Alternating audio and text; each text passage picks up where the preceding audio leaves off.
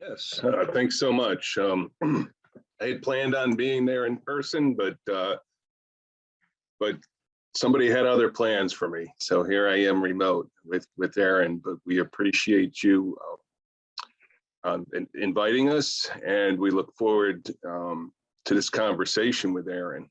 Really, what we're going to do is focus on imposter fraud and cyber-enabled type of frauds and how it impacts the payment systems. I thought Steve on the prior panel made an interesting comment when he said what Zelle fraud is today will be the FedNow and RTP fraud next year. So this is timely. But anyways, there's no, like the FTC says that we have a scam problem of $1.2 million in losses. In fact, it outpaces shopping online fraud. If you remember back when, think of the chip and pin conversion, online fraud went sky high. Why? Because we stopped counterfeiting card, but the bad actors figured out how to get their money through online shopping. So that's what we're up against here, right? When we harden our targets or implement solid physical controls on our networks, the bad actors are nimble enough to make adjustments swiftly. They're not afraid to refer back to traditional tactics, such as social engineer, for example. That's when they're convincing the customers to really beat the controls we put in place. So it's a constant dance with the bad actors. And really what they're using your payment rails for is just to monetize, right? The physical scams are occurring outside your bank walls at times, but they're using your rails to enrich themselves. So how do we defend against this? It's a difficult question to answer, but we're going to try to answer that question. And that's why I have Aaron here with me, who you heard is the AVP of cyber fraud, really risk management. I'll sum up this title a little succinct here, but we're fortunate to have him here today because he's going to help us unwrap the different types of scams that he's seeing and provide some smart practices to consider when planning a mitigation framework. So think of it like this. Like I said, the scams occurring outside the walls of your banks. If it was a customer fraud inside the walls of your banks, you have an idea of what a customer will do before they defraud you. So it's easier to set up models, rules, technical controls to identify this and stop it before it occurs. But that's not the case with these external frauds, like I had indicated. So to cut to the chase here, what we're really going to talk about today is the three basic principles that we believe you should consider when establishing a framework to mitigate cyber-enabled frauds and scams. It's really, you have to implement strong authentication. You just heard that on the last panel. If faster payments is to work, you have to have strong authentication controls in place. Number two is you have to educate. You have to make sure your employees understand why you have these authentic controls in place, and also they're monitoring them and they're educating the consumers. A key critical role here is to educate the consumer too. Keep them informed on the latest scams. And naturally, reporting is the third element. You have to report out.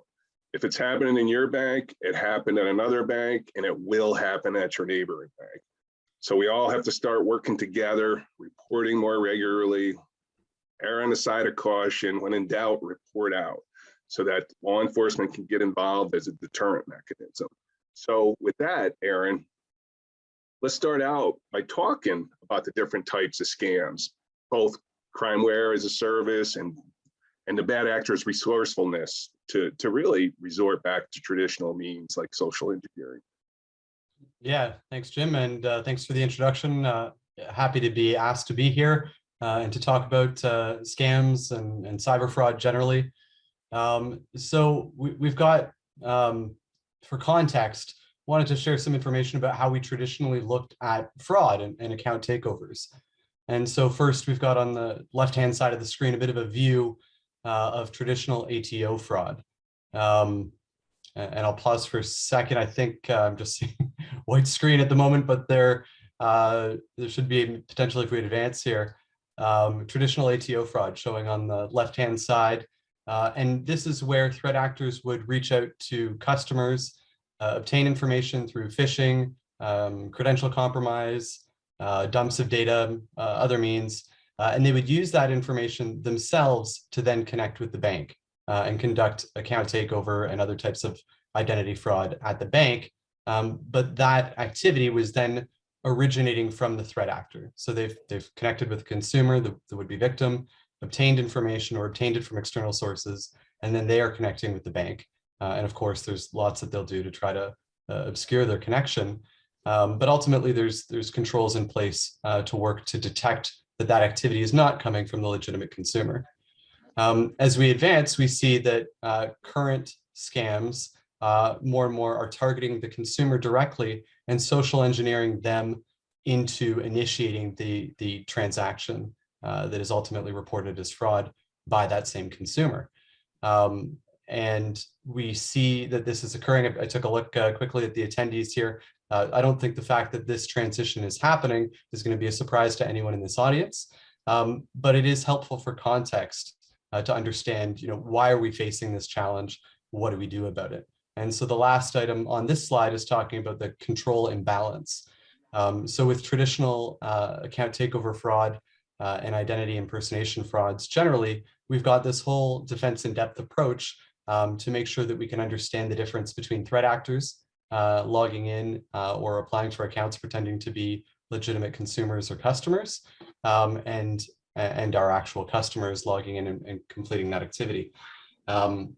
Between bot mitigation, risk-based authentication, behavioral biometrics, those items are all in place, but they don't help if it's the consumer initiating the transaction themselves from their device because they've been socially engineered into doing that. What does help, and this goes back to Jim, exactly what you were saying on the consumer education side, understanding ourselves as bankers, what's occurring in this space so that we can better inform consumers directly as financial institutions and through organizations like the ABA and in Canada, the CBA, et cetera. Of course, machine learning models will help, even in the case where the consumer is initiating the activity, where they've been socially engineered. We can identify anomalies, but education is important. And Jim, maybe I can go a step further and give an example of some of the crimeware that we've seen recently. Yeah, absolutely. Let's talk through some examples, and I'll probably have some questions as you work through them. Perfect. Then on the next slide, I'll start by describing crimeware as a service. I think, again, most of the participants here will be familiar with phishing sites and phishing kits. So at one point in time, threat actors would create phishing sites themselves. They'd stumble through hosting them. And that's where all the advice came to consumers about look for bad spelling on phishing sites, grammatical errors, distorted or off-color branding. Those types of messaging used to be prevalent when it came to identifying phishing sites. That's less the case because it's been commoditized. So creation of phishing kits is its own practice, if you will, within organized crime. And so there will be one threat actor group that what they do, what they specialize in, is creating those phishing kits that directly mimic the brand of the organization, your bank, your institution. In some cases, they're so sophisticated that they're taking content from your site in real time, like that's hosted from your site, and they're displaying it on the site that the phishing site that they're hosting. They'll also do credential validation against the real site and provide feedback to the customer so that all they get is clean lists of valid usernames and passwords. That's one example that many of us might be familiar with. Something that's more recent, really in the last year, the prevalence has increased of something called OTP bots, or one-time password bots. And so what this is, it's a service available in this example that I'll talk about. It's available on Telegram and somebody can subscribe to it. A threat actor can subscribe to it. They pay under different subscription models. There's monthly fees or a lifetime subscription. And with this service, they'll be able to simply specify without any advanced technical knowledge what is the victim that they want to target by providing the victim's phone number. They'll then say what is the institution they're seeking to impersonate, and then the service itself will initiate a call to that victim that impersonates the institution that's been specified. They'll spoof the phone number and the caller ID associated, and then there's a scripted message that goes to that victim that indicates the call is from pick your bank, pick your service. It'll describe that it's from there and why it needs them to enter an OTP. We've heard our customers talk about getting messages that there's a transaction on their account that they didn't authorize, and if they want it removed from their account, press 1, and then they may be asked for this OTP code, and then the service simply relays that OTP code from the fraudulent call, spoofing the institution. It'll relay that OTP code to the threat actor. They can then log in and take over an account. And so advancing once more, you'll have an example on the right-hand side that shows a screenshot of this with this particular service, in this case named SMS Ranger. With these services, it's extremely easy for an unsophisticated threat actor to, again, purchase these subscriptions and easily get their money back as they work to social engineer our customers. And so, again, this example, I'm not trying to pick on, in this case, the screenshots from Washington State Employees Credit Union, not trying to pick on them by any means at all. The same service, you can easily type in TD Bank in Canada or the US and use it to try to social engineer our customers or really any other. The service itself happened to use Bank of America as an example at the time. But this is something that is prevalent within threat actor groups. As we advance, you actually see a bit of what they're doing as far as premium offerings to their customers. This next slide shows 3 different screenshots from a premium chat that describes the best practices, if you will, that customers can exchange as they're targeting our legitimate consumers. So they'll describe how the service is working. They'll celebrate as they victimize senior citizens and any other customer and share information about what's been most successful with them through the service, as well as screenshots indicating their success. And so there's no shortage of this activity, and this type of service also markets. So on the next screen, included a couple of screenshots showing the marketing of these threat actors for this one particular service across different public as well as deep and dark web forums. So they market just like any other threat actor group would, and that marketing is effective in growing their subscriber base. In fact, in one of the chats, you'll see the threat actor group suggesting that they should keep the group of users small so that it continues to be effective. As this marketing occurs, it does get additional attention from groups like ours and threat intelligence groups, both at our bank and others that work to counter this type of activity.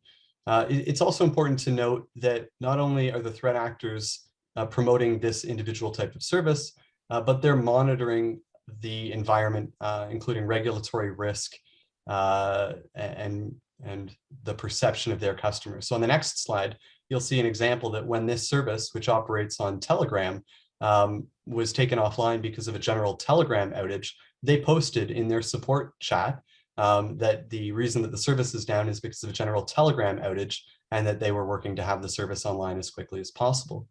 They also do regulatory reviews. So on the right-hand side, you'll see them commenting on an FCC deadline for the stir/shaken protocol, which is intended to reduce the instances of telephone spoofing that supports victimization as well. So as we advance forward again, I think I'll come back, Jim, to education, right? That's a key focus for us, is making sure that our consumers are aware of the threats that are out there. There's other things that we can do as part of that education as an industry. on the left-hand side of the screen here, we describe expanding authentication options. This type of a service can compromise both SMS OTP, voice OTP, as well as time-based OTP, like those that come from an RSA token, for example, or an authenticator app. But what we can do more of is let the customer know why they're being provided that OTP, and it makes it harder to social engineer them. So for example, if the customer, instead of just getting a generic OTP message, receives a message that says the following code, the following is the code you requested to reset your online banking password, or the following is a code that you requested to initiate a $50,000 real-time payment.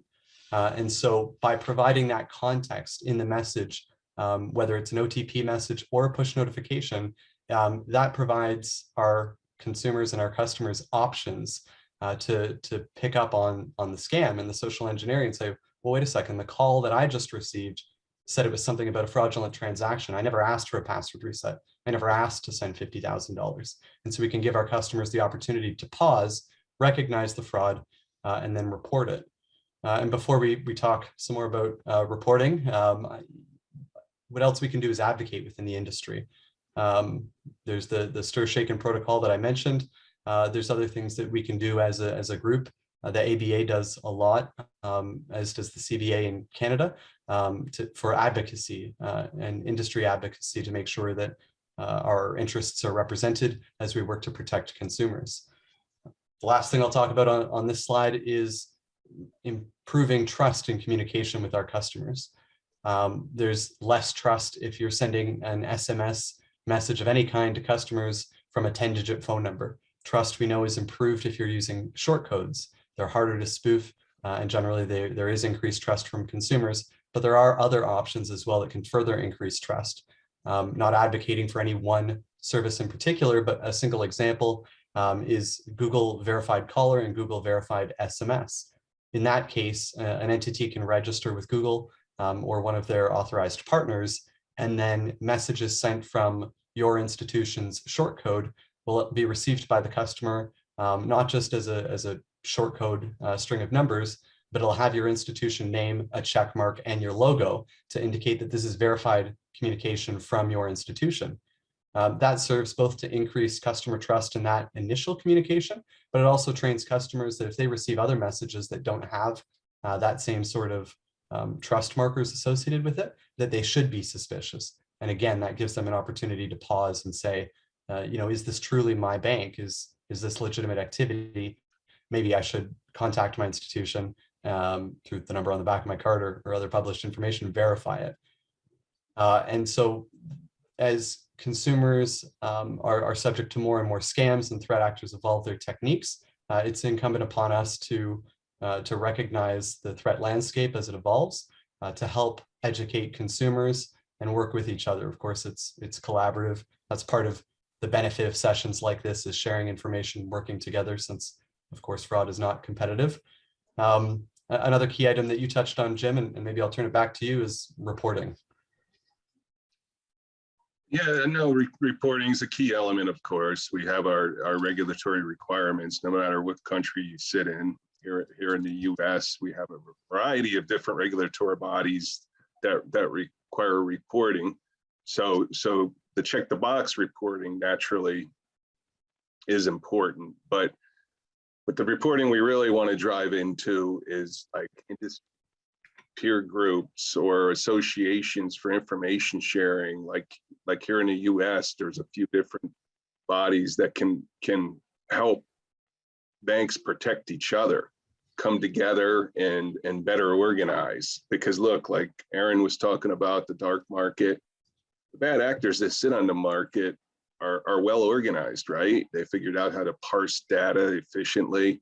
They information share. Like I said at the beginning, look, we come up with some hard defenses like chip and pin, and they figured out ways around to defeat it in a sense of getting more money. Social engineering, that's how they're getting around Zelle here in the United States.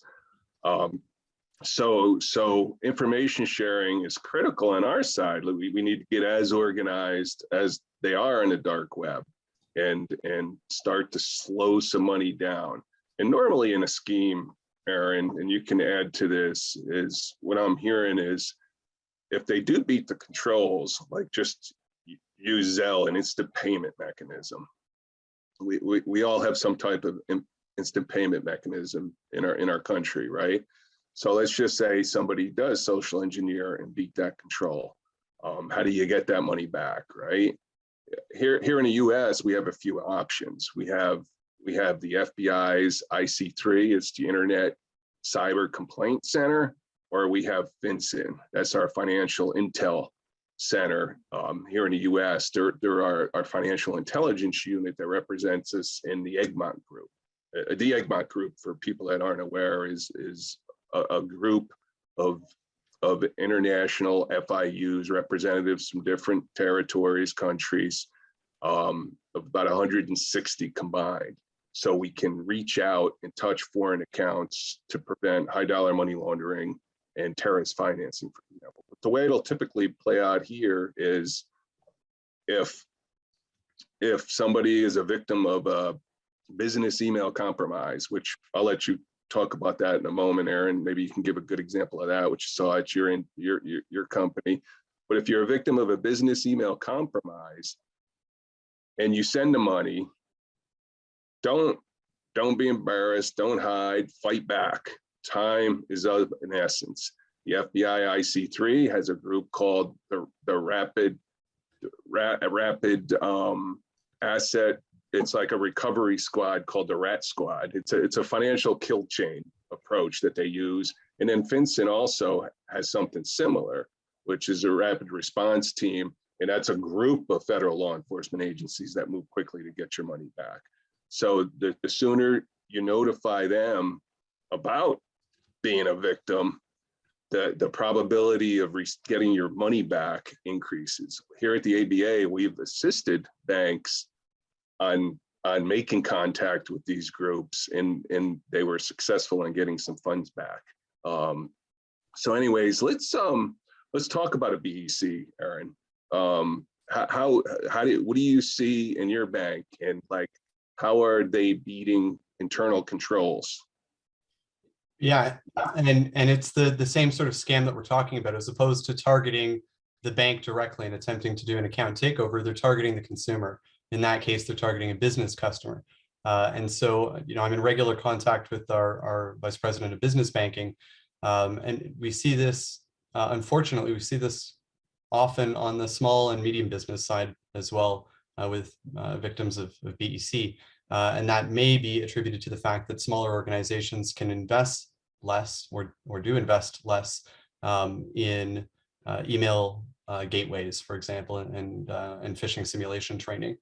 These are some of the tools that small and medium organizations can take, and that we recommend to customers when we have the opportunity to talk to them, to prevent their employees from becoming victims of business email compromise.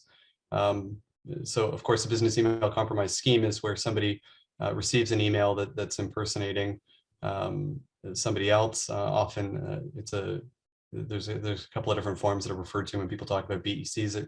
It can be claiming to be the CEO out of the country, and there's a confidential deal. It's an M&A, and they need to send money right away. And so this message goes to people on the finance team, for example. It could be a message that purports to come from a vendor that says, we've changed our banking information. We need you to send payments for this overdue invoice or invoices going forward to this new bank information. And unfortunately, of course, we see that some organizations do have employees that fall victim to that, and after the fact do implement solutions like employee training, phishing simulation exercises, and email gateways to ensure secure communication. Part of that employee education is saying, hey, if you get something that looks like this at all, verify it. One of the examples, and I think this may be the one you referred to, Jim, is we had a situation that our VP of business banking was talking to me about, where a leader of a small business suggested that they were regretful because they had told the employees that they wanted them to focus on doing their job. They didn't need to be asked to validate things, and they were concerned that they may have created an environment where employees were concerned to reach out to them to verify that this is an activity that they really wanted at a band. And that's part of regular training is, find a way at a band outside of that email message to contact the person who appears to have sent that message to you by phone or some other communication that that you verified to make sure that it's actually from them. And of course, most often in those scenarios with a false sense of urgency, it's not. And I think that then the next step for businesses that do find themselves in that situation is reporting.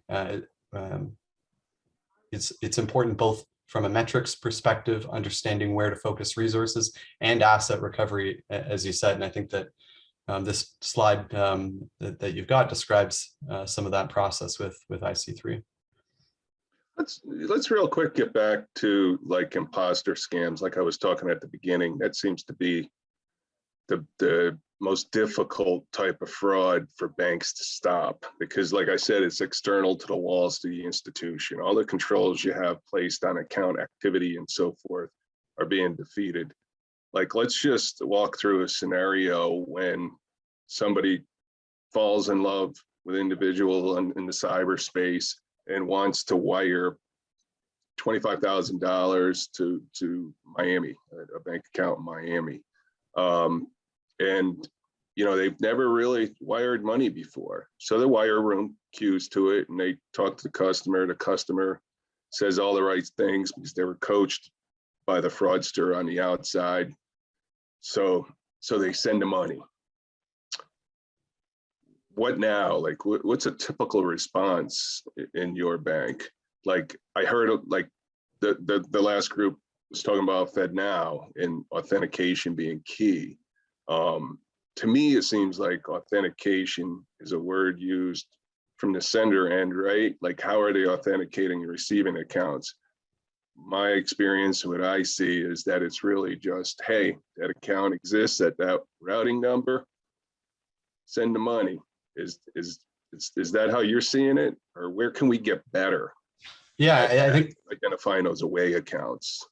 I think that it's challenging, right? There is no silver bullet in solving that problem, particularly where, like the romance scam scenario that you described, where the customer really wants to believe in the scam, right? They don't want to be confronted with information that suggests that maybe their interactions haven't been genuine. And so there are lots of things that we'll try to do. You talked about some of the activities right at the branch in talking to people, describing common types of scams, and hoping that the customer pauses to say, yeah, that actually sounds a lot like what's happened. There's other things as well. Certainly at TD within our stores in the US and branches in Canada, we place messages on the TVs that are in those locations that provide information to customers about the different types of scams. So you described romance scams. There's also other types of bank investigator scams. Let's talk about that a little bit. That's a good point. You communicate out with the other TD banks, but bodies like the FSI-SAC, the NCFTA, I know you're regularly engaged with. Let's just say, maybe you can describe your interactions with them real quick, but also what happens when the FSI-SAC sends you information that, hey, an account may be involved in mule activity, just so that the audience knows that this service exists out there and information is being shared, at least cross-border between Canada and US and all within US. Yeah, I think that's, I'm glad you brought it up. We definitely make use of the services, the listservs, and the forums within both the NCFTA and the FSI-SAC. Examples of some of the interactions we'll have there is we'll receive messages from other organizations that are participants that'll indicate, even to the level of detail of here's specific accounts that have received mule funds. We'll monitor that both on the receiving and sending side. And so that'll look at TD accounts potentially that might be used as mule accounts, so we can shut them down quickly and return funds where possible. But also we can monitor where we're sending funds and make sure that if that's already been flagged through the NCFTA or FSI-SAC lists, that that we're protecting our customers by not initiating that transaction, even if it's been requested by the customer. In those cases, we'll simply hold the transaction and refuse to honor it until there's further investigation that occurs. Your bank, probably most banks, like part of their fraud intel activity is to maintain a list of bad accounts and bad actors, so to speak. So, that's like, it's also on the AML side, Anti-Money Laundering side, Bank Secrecy Act. You're like, when you close an account, you're supposed to keep a list of closed accounts so that we don't do business with the individuals again through our Know Your Customer onboarding and so forth. That's what this is all about. Know your customer before you bring them on. But a lot of times the mules are manipulating active customers in good standing. So it might be witting or unwitting. But what do you think about having like pre-notice on these away accounts? Basically, what's happening within the ABA is we're trying to leverage what's called the 314B section of the United States Patriot Act. What it says is banks can share information with safe harbor to prevent money laundering and terrorist financing. And FinCEN has come back and said, hey, that includes fraud activity. So what we're trying to do is to create this consortium and network to share this information within 314B qualified entities. What's your feeling on that? Would that help institutions slow down some of this mule activity? Because what you described at the beginning is just the beginning of the fraud scheme, right? Yeah. Like the OTP breakdowns and everything. At the end, they want to monetize. So what do you think? Yeah, I do think that you hit the nail on the head, right? At the end of the day, no matter what the scam is, they're looking to deplete funds from accounts and enrich themselves. And so the more that we can cooperate, the more we can share information across organizations, make use of consortium networks and tools, and use that in as close to real time as possible, the better we are going to be at stopping this type of fraud and any other types of scams that we see. I do see that there's a question as well from Mark, so maybe we can jump over to that. So the question from Mark is there any particular scams that are growing in concern? I see many investment scams coming through social media. And so maybe I'll take a stab at that first. So Mark, thanks for the question. My short answer is the proliferation of scams generally and the growth of scams overall has been a substantial concern at TD and certainly in discussion with our peers. We do see growing scams with cryptocurrency. Jim and I talked in the last week about some of the different cryptocurrency scams and risk associated with that. But also we see increases through the pandemic of like the puppy scams, right? Just consumers. This is smaller scale, of course, than investment scams, but still consumers being conned out of a few $1,000s because they're trying to purchase, a puppy. There's the romance scams that Jim talked about. There's the banker scams or the government enforcement agent or police officer scams. Investment scams, I would say we see them less frequently, but they have an outsized impact when they do occur because it can be somebody's entire life savings that's depleted. It gets media attention with increased frequency, even though the frequency of the scams themselves we see less than others, again, because of that outsized impact. And I think that the response to those scams ties in line to what we're talking about. It's educating customers, it's sharing information. Yeah, and I'll add to that. That's a good call out there. We're seeing a lot of investment scams relating to cryptocurrency. Now that's something that sits outside the walls of most financial institutions, right? Unless you're a chartered bank working for a fintech that is exchanging in the cryptos. But that's a lot that we hear about. But it's similar to imposter scams, right? Because our account holder gets duped, so to speak, and then they move the money to an exchanger. And the money moves so fast, just like FedNow will be pushing the money out quicker and quicker as we advance through time. But with crypto, the money moves so fast, it's it's out of reach, right? But once again, there are mechanisms in place that, like the FBI or Secret Service, might be able to track it and slow it down. But we're definitely, I've read different articles and heard from the FTC that once again, there's that $1 billion loss again. Since 2021, they're saying that crypto direct schemes or crypto used in fraudulent payments has exceeded $1 billion in loss to consumers. So I'd say yes, there is an uptick in investment related schemes. That's how they're positioning and luring people into these schemes via social media platforms, basically. So that's a good question. Any other questions? One thing I'll add is, as we might look for additional questions in the chat or live, is we've had success at TD in actually reaching out to the crypto exchanges in cases. And we've had cooperation from the crypto exchanges that want to protect their own reputation in instances of fraud. So if that's not something that your organization has attempted in these schemes, in addition to the other avenues that we've talked about, it is worthwhile to reach out to the risk and security teams at those organizations to see if they'll aid you in the recovery process. All right. Thanks so much, Aaron. Look, we really appreciate the time. I appreciate Aaron joining us today. Just once again, if you're developing a framework, which you should be, to slow some of these fraud schemes down, just think authentication, education, and report. Please report. We don't report enough. The more we report, the more better we can get organized and put up a good fight against the fraudsters.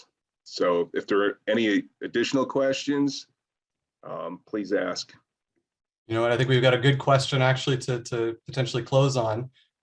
This one came in from an anonymous attendee. It says, what are some good industry resources to stay up to date on fraud?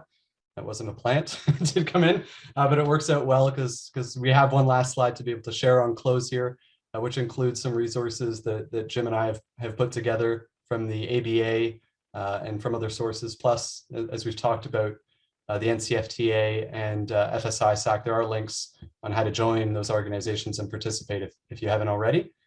And maybe just as I'm looking on screen, it looks like we might have one question in the room as well. Yeah, I think we're at a time where probably teens have more access to kind of money movement than they ever have in the past. Are there any specific initiatives education-wise regarding financial literacy for children and teens as they move into kind of the next generation of this? Like, how are we starting early to make sure that they have the best education against they're most trusting of technology, but yet they are probably quite vulnerable to some of these scams? How are we looking at that? Yeah, I think that's a great question. One of the things that surprised me, quite frankly, in our last, we do a survey each year ahead of Fraud Prevention Month, and we saw that it was identifying millennials were likely to find themselves reporting being a victim of fraud, as were seniors in some cases. So there's a common misconception that it's mostly or only seniors that find themselves victims to fraud that involves technology, where in fact our survey found that millennials were reporting being victims at a higher rate as well. And that's informed our financial literacy efforts at TD Bank. It changes where our focus is and some of the work that we do as far as outreach. Great. Thanks for that, Aaron. Any other questions?